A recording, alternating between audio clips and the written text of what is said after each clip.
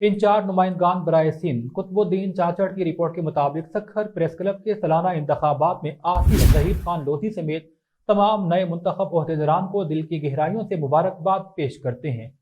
جماعت اسلامی گھوٹکی کے شعبہ تعلقات عامہ کے صدر، اردو سندھی ادب کے ممتاز ادیب، retired deputy director social welfare department سردار احمد تبسم گڈانی نے اپنے پریس بیان میں آصف ظہیر لودھی کو سندھ کے تیسرے بڑے پریس کلب کا ایک مرتبہ پھر صدر اور general secretary Imdad Abuzdar, finance secretary Lala Shahbad Pathan, نائب صدر کے عہدوں پر شہزاد تابانی اور احکر شاہ رضوی، جوائنٹ سیکرٹریز کے لیے اعجاز اور Farid Ahmed Soomro, press secretary Kashif, office secretary کے لیے انس ملک اور ممبران executive committee Lala Asad Pathan, Nasrullah, Sehrish Khokhar, Jalaluddin, Jameel Mughal, Yasir Farooqui, زمان باجوہ، صلاح الدین قریشی،